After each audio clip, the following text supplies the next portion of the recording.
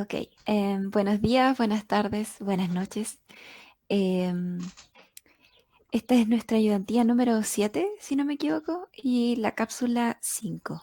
Em, Les vamos a explicar un poco de estadística descriptiva, estadística inferencial y cómo se trabaja un poco con los gráficos y las tablas de Yamovi.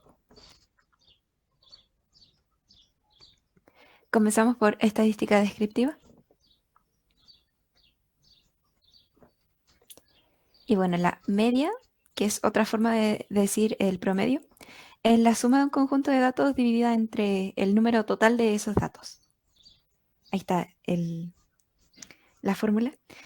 La mediana sería el valor en la posición central en un conjunto de datos o valores. Y la moda sería como el valor o dato que aparece con mayor frecuencia en ese conjunto de datos. También puede existir una bimoda si es que dos datos se repiten con la misma frecuencia. Como se puede observar en esta tabla, donde existen intervalos según edad, el número de estudiantes que más le concierne, por decirlo así, una edad específica es 14 años. Entonces, se puede decir que la moda de estudiantes que tienen cierta edad es 14 años, es decir, la frecuencia más alta eh, en cuanto a una categoría. Y también hay algo llamado curva de Gauss, que se utiliza mucho en psicología para hacer extrapolaciones de los datos. Es decir, supuestamente la mayoría de los fenómenos ocurridos tienden a tener cierto comportamiento gráfico, ¿no? En donde los datos se agrupan en torno a una mediana, a un promedio y a una moda, con datos extremos, donde la gente suele ser a la mínima, en las cuales están los puntos más dispersos respecto a este eje central. Entonces, por ejemplo, supóngase fuerza. En cuanto a la fuerza, la gente suele tener en promedio la misma cantidad de fuerza. Existe una moda de cantidad de fuerza que se puede tener, pero hay gente que es muy fuerte y gente que es muy débil y esas son la minoría. Entonces, la curva de Gauss es como que esta distribución normal, normativa que suelen tener las cosas a nivel de población. Entonces, claro, para ello se necesita como un muestreo alto, ya porque las cosas tienden a distribuirse así, o podemos tener un muestreo alto que si cumple con la curva de Gauss se puede decir que se comporta normal, así como si fuera la población completa. Entonces, cuando nosotros no podemos hacer censos o estudios muy grandes, lo que tenemos que ver es que si ese muestra pequeña que tenemos es representativa y aparte si distribuye normal. Y si distribuye normal se pueden hacer inferencias. Entonces, por ejemplo, si tenemos, supóngase, un promedio en un curso en donde simplemente tenemos dos alumnos de notas, entonces un chico sacó un 7 y otra persona se sacó un 1. El promedio sería 4,5. Pero esto es un promedio espurio, que obviamente no distribuye normal, nos daría una curva más bien, no sería nada curvo. Entonces, como no distribuye normal, nos sirve para decir que el promedio de notas que se suelen tener en los cursos es 4,5. Eh, entonces, cuando nosotros observamos que se cumple la curva de Gauss, se permiten hacer extrapolaciones a las poblaciones, a pesar de tener un muestreo bajo. Eh, Ahora también vamos a ver sobre la desviación estándar. Y en primer lugar, la desviación estándar lo que quiere calcular es la dispersión que tienen los datos en torno al promedio, ¿no? ¿Qué tanto se aleja un dato desde lo normativo? Pero primero, para ello, hay que calcular la distancia de cada dato respecto al promedio. Entonces, ¿cómo calcular la distancia? Se le resta a cualquier dato el promedio. Por eso se ve aquí en la fórmula x menos x barra. X barra simboliza el promedio. Y entonces tenemos un curso de 100 personas y el promedio es 5 en una prueba. Entonces, si alguien se sacó un 6, le restamos 6 menos 5 nos daría menos 1. Entonces, aquí ya tenemos un problema que nos dio negativo. La distancia puede dar negativo o positivo, pero nosotros tenemos que interpretarlo como un valor absoluto. ¿Ok? Entonces, la distancia nos dice prácticamente qué tanto se aleja un dato respecto al promedio. Y con ello, luego eso nos funciona para sacar la varianza. La varianza es la sumatoria de todos los datos respecto al promedio elevado al cuadrado para que no suceda esto que les dije el negativo. Eh, y entonces se calcula la distancia de todos los datos respecto al promedio para así obtener la dispersión general que se tiene en un muestreo. ¿Ya? Entonces cada nota de cada alumno te da un promedio y cada dato se lo restamos al promedio de forma sistemática y entonces así obtenemos la varianza y le restamos la cantidad de alumnos que habían. Eh, Dependiendo de si es población o muestra, se le resta n o n-1. N-1 en el caso de la muestra y n en el caso de la población total. Entonces, la varianza permite saber la cantidad de dispersión total de una muestra o una población. Sin embargo, como está elevado al cuadrado, por lo que les dije, se puede precisar más esta fórmula a través de la desviación estándar. La desviación estándar es simplemente aplicarle raíz cuadrada a la varianza y así tener un resultado mucho más preciso. Y la desviación estándar suele ser lo que se utiliza para decir la dispersión que existe en un grupo, en un muestreo, en cuanto a un rendimiento. También existen las tablas de frecuencia, ya esta tabla es independiente de este gráfico, ojo ahí, ya, pero el punto es que nosotros a partir de hacer tablas de frecuencia podemos hacer gráficos, eh, en donde, por ejemplo, cierto intervalo tiene cierta frecuencia de datos que están agrupados en ese intervalo y se pueden graficar de una forma, por ejemplo, si hay mucha frecuencia en cuanto a un intervalo, eso se grafica como algo alto. Y cuando hay muy poco, el gráfico es muy bajo, ¿no? Entonces, a mayor frecuencia, mayor dibujo, por decirlo así, un gráfico mucho más alto respecto a ese intervalo. Pero, ¿qué es el histograma, no? El histograma es un tipo de gráfico de frecuencia en donde los datos en realidad están agrupados en intervalos y por ende sirve para agrupaciones de variables continuas. ¿Por qué? Por ejemplo, ¿qué pasa con la estatura? Eh, Cuando uno dice yo mido 1,70, 1,72, no se conciernen los decimales entre una estatura y otra, y para esos casos es mejor hablar de un histograma, es decir, las personas que miden de 1,70 hasta 1,71 o de 1,70 hasta 1,80 van a considerarse un grupo en donde todas las personas que caigan en ese grupo se suman, ¿ya? Como parte de la frecuencia y se grafica en un histograma, ¿no?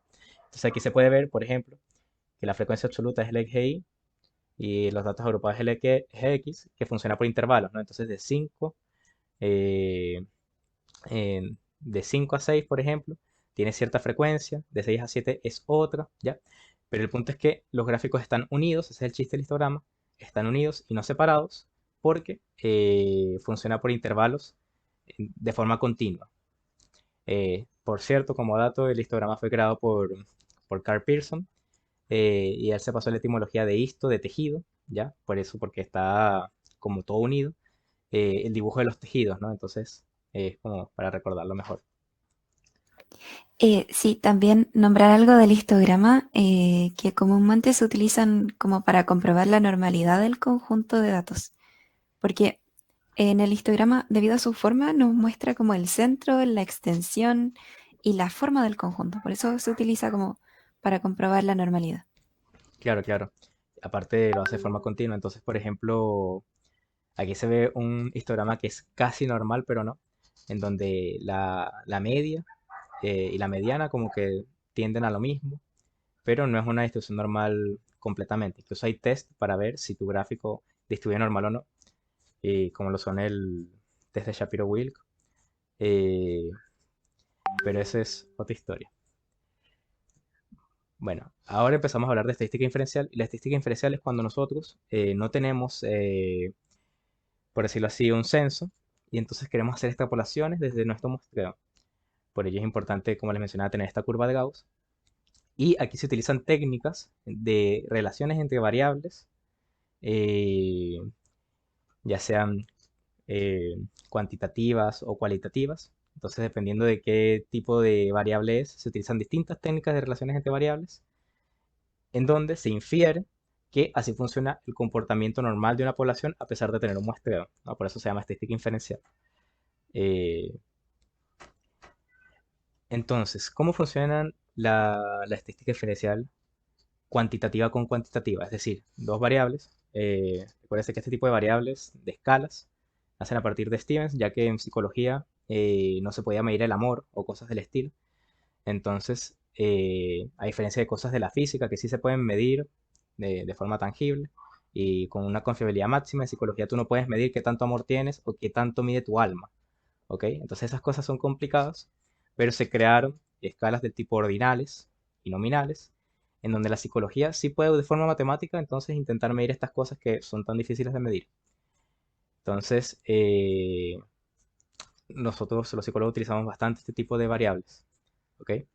Este tipo de relaciones entre variables cualitativas o cualitativas con cuantitativas, ¿ya? Pero aquí hay un caso de cuantitativo puro en donde se utilizan dos variables del tipo cuantitativa, que son continuas y que se pueden medir de forma matemática, de forma libre, por decirlo así. Entonces, en primer lugar está la correlación de Pearson, ¿ya? Em, pero para entenderlo mejor, primero vamos a hablar de la covarianza, ¿ok?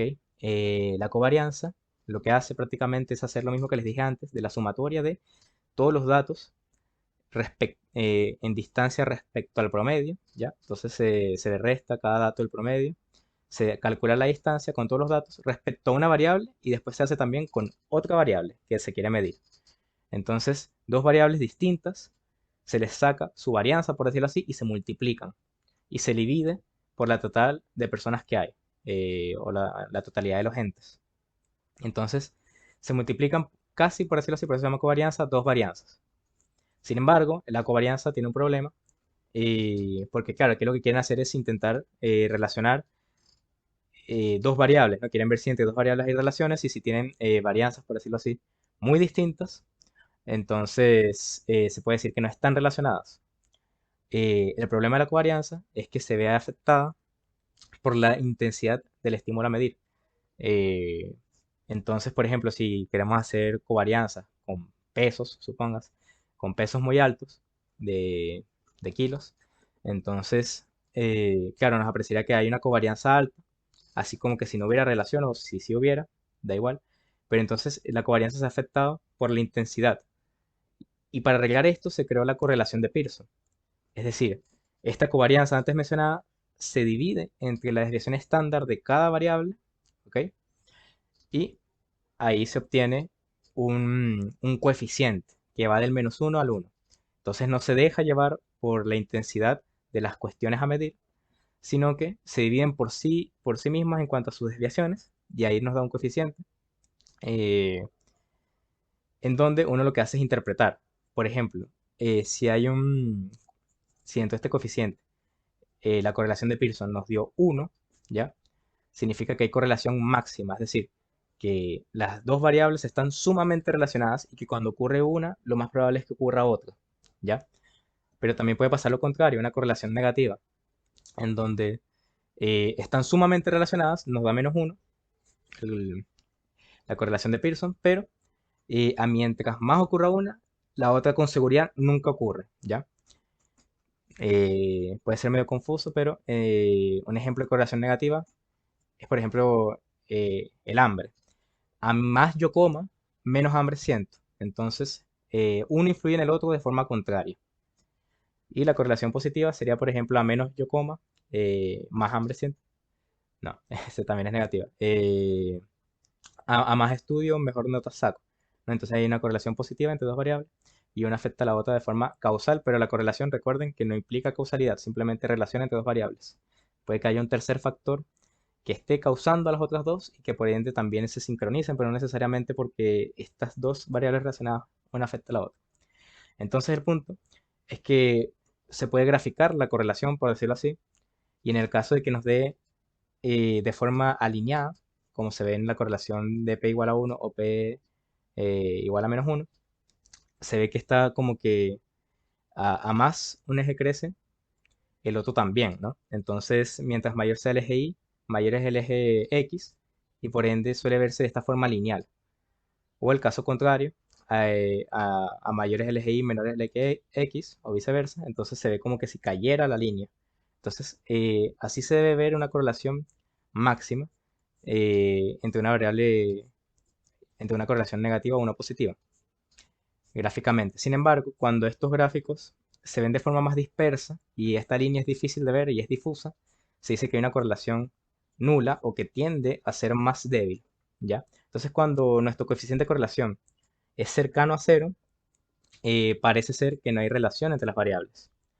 Entonces, lo que suelen hacer los metodólogos o los estadísticos es decir que cuando la correlación es mayor a 0,75 se considera una correlación fuerte y cuando es menor a 0,3 se considera una correlación débil.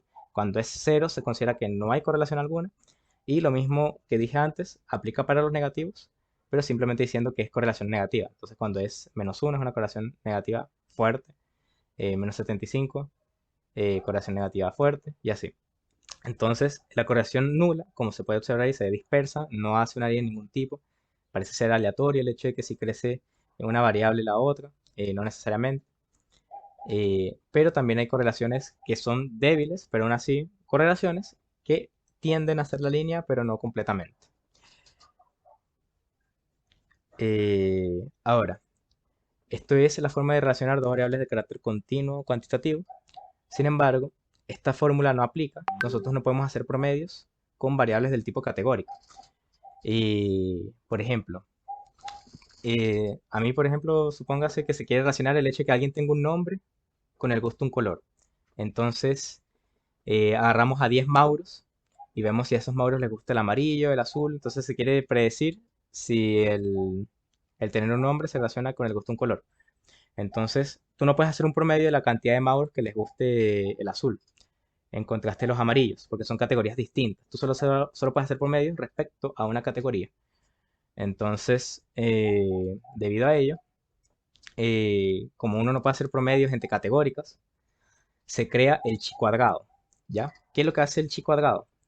También lo creó Carl Pearson, por cierto, y se basa en una tabla de contingencia, ¿ok?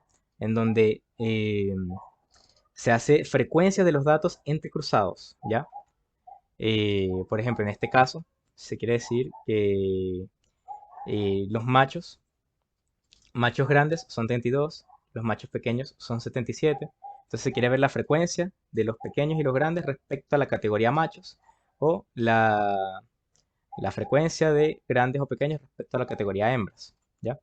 Y se quiere ver si hay una relación. Parece ser que las hembras grandes son más que las hembras pequeñas, así como los machos grandes son más que los machos, perdón, los machos pequeños son más que los machos grandes. Entonces, eh, parece ser que se distribuye de una forma no aleatoria, ¿ya? Se quiere ver si hay un efecto. Entonces, si yo les digo a los mauros, de 10 mauros, por decirlo así, de 10 personas llamadas mauros, eh, a 9 les gusta el azul y a otro les gusta el amarillo. Entonces parece ser que a los mauros les suele gustar el azul, ¿ya? Entonces si lo pusiéramos en una tabla de contingencia y vemos que la mayor alza de la frecuencia está en un color, parece ser que hay un efecto, ¿ya? Entonces lo que se quiere ver en estas relaciones entre variables es si existe un efecto de una variable con otra. Entonces aquí parece ser que existe un efecto entre el ser hembra y ser grande, o entre, por ejemplo, ser mauro y que te guste el azul. Porque lo que debería pasar es que a 10 mauros le guste o a uno el azul, a uno el amarillo, a uno el rojo, a uno el verde. Entonces debería, por azar, a cada uno gustarle uno. Entonces, ¿qué hace el chi cuadrado? El chi cuadrado lo que hace es calcular el comportamiento azaroso que debería tener eh, que debería ser el rendimiento entre dos variables. Y en este caso, por ejemplo, lo que debería pasar es que la mitad de los machos sean grandes, la mitad de los machos sean pequeños. Debería distribuirse de esa forma azarosa.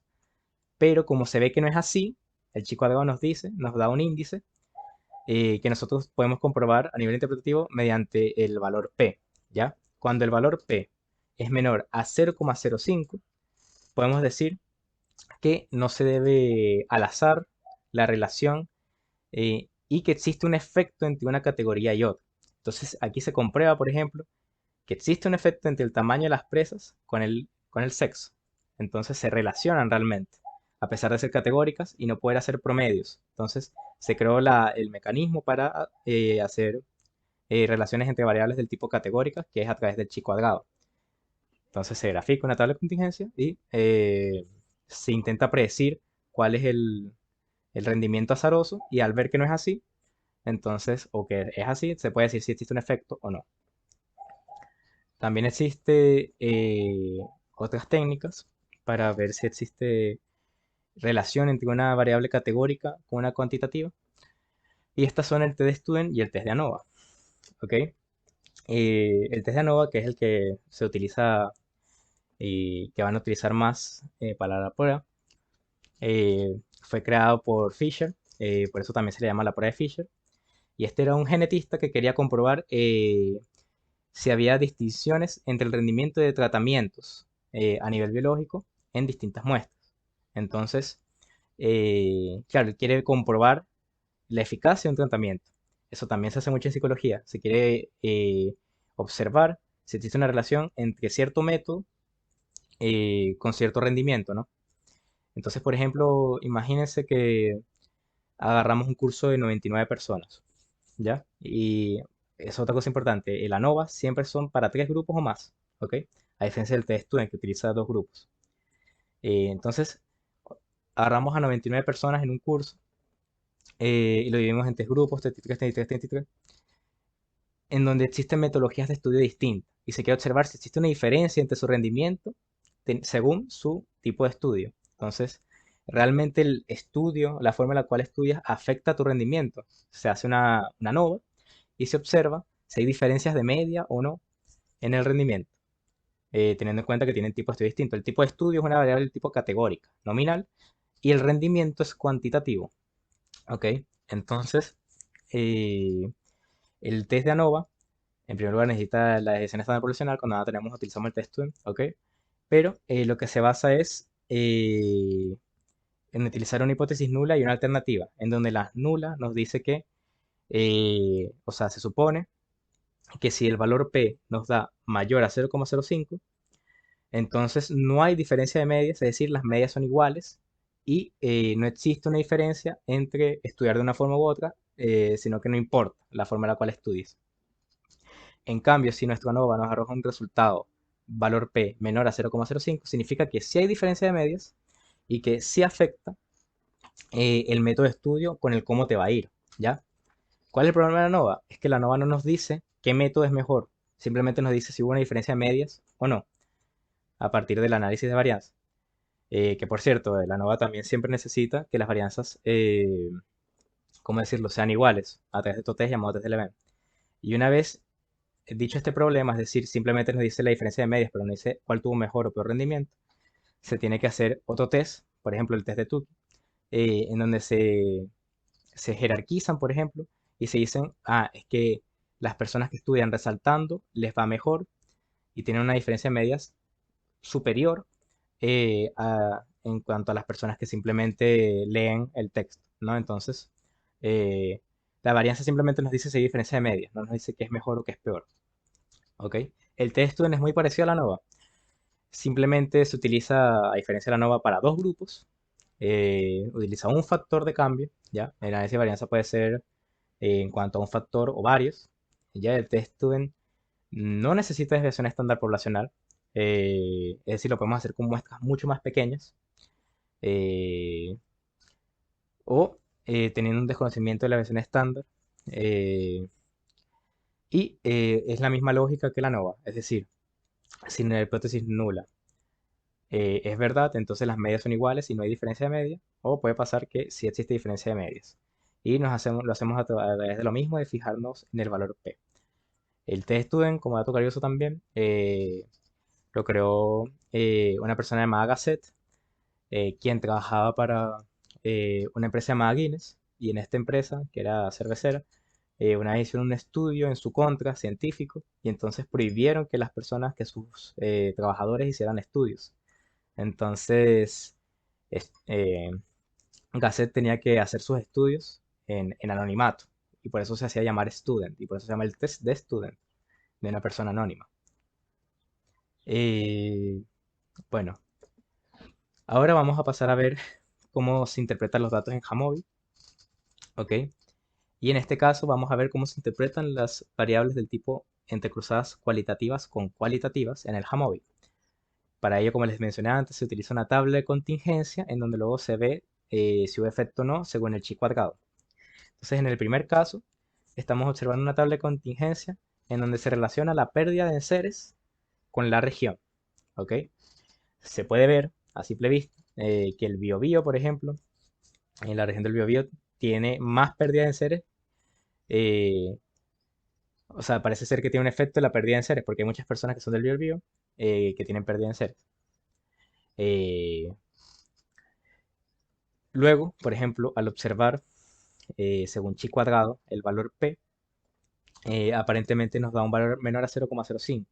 Es decir, eh, recuerden que el valor P como que intenta calcular la cantidad de datos que hay, la muestra, y cómo éstas se deberían destruir de forma normal, teniendo en cuenta el azar.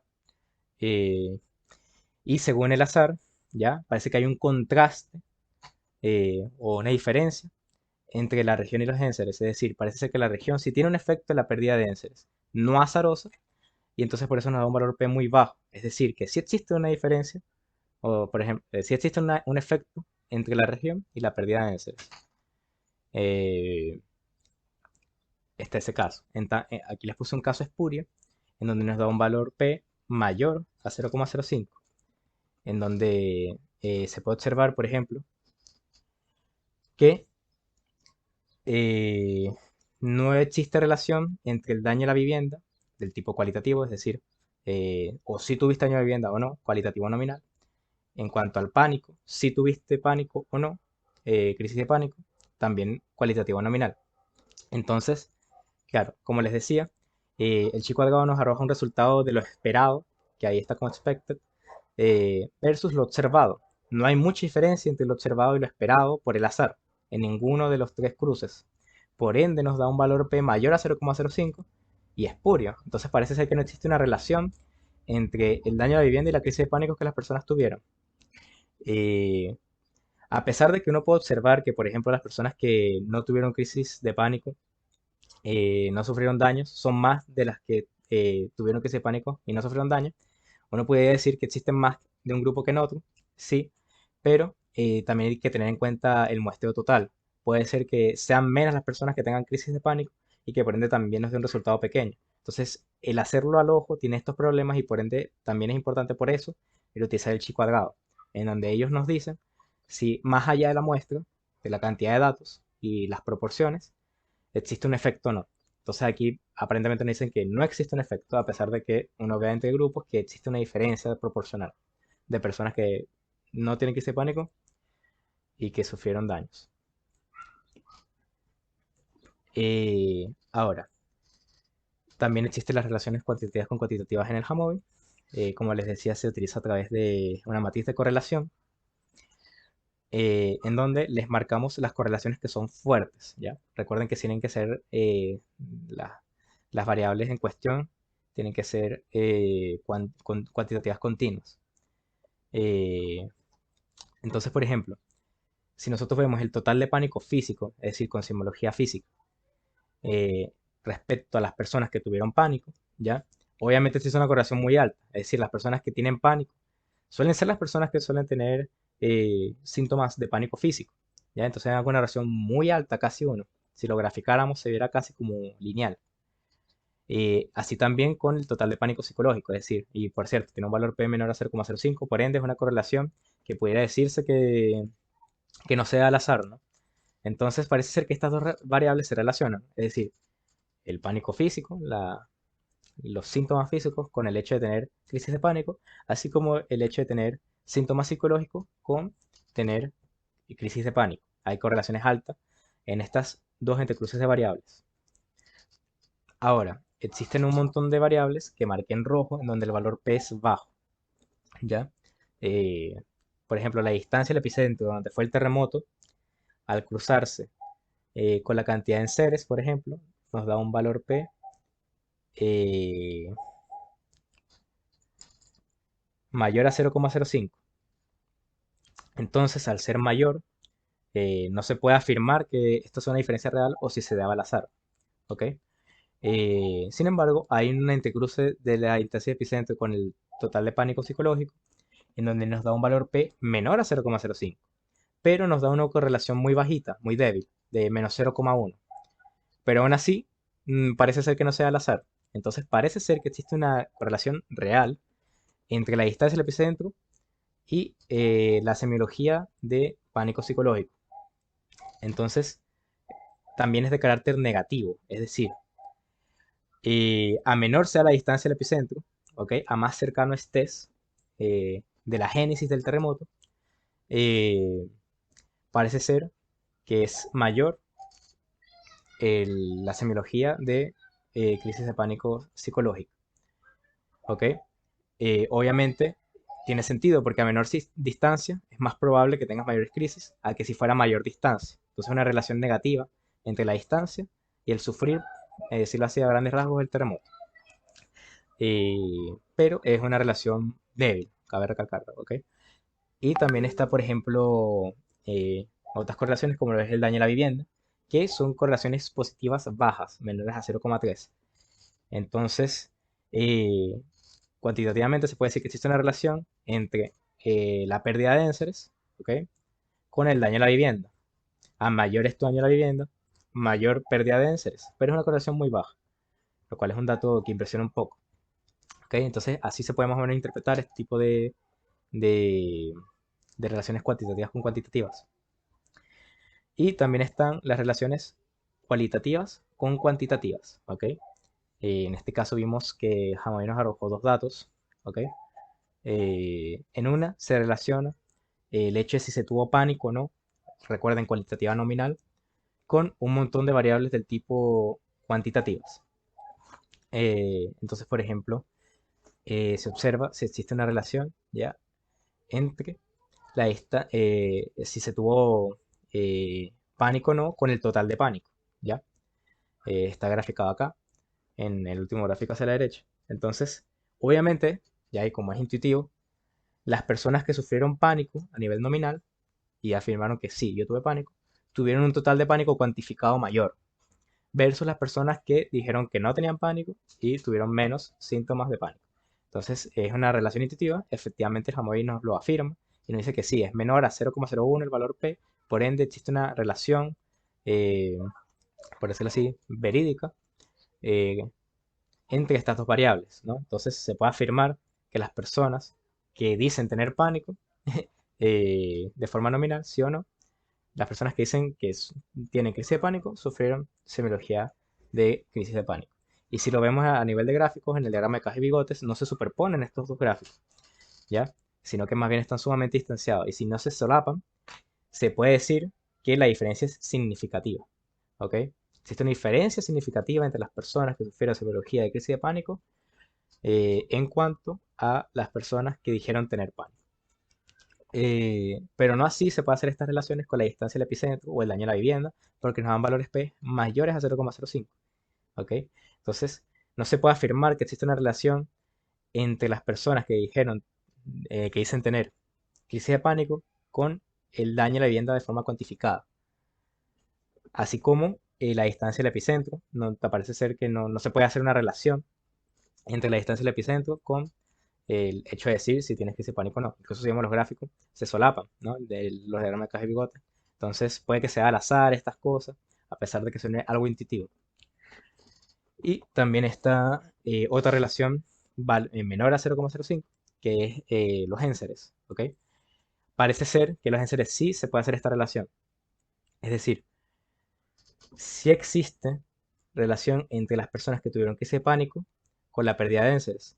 Y parece ser que las personas que tuvieron crisis de pánico, que dicen tener crisis de pánico, tuvieron más pérdida de énseres, mucho más que las personas que no tuvieron crisis de pánico porque tuvieron menos pérdida de énseres. Entonces se puede decir que quizás la pérdida de énseres se relaciona con la crisis de pánico.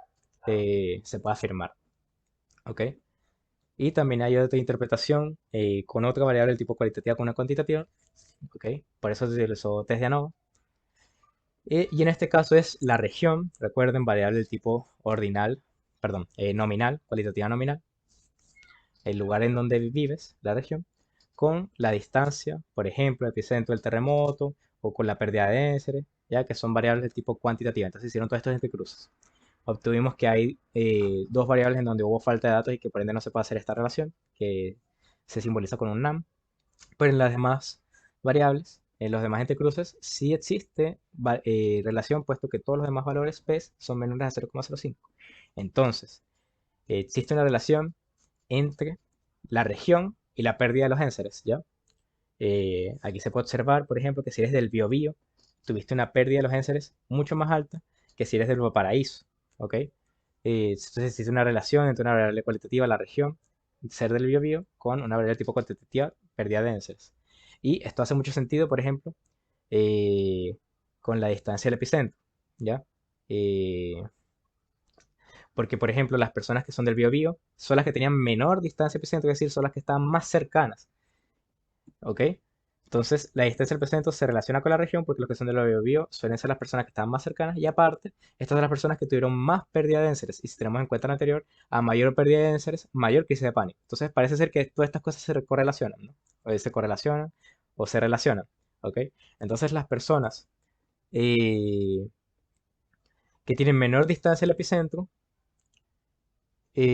suelen ser las personas que eran del Biobío, ¿ya? Entonces también, y eso se puede confirmar porque tiene un valor P menor a 0,05.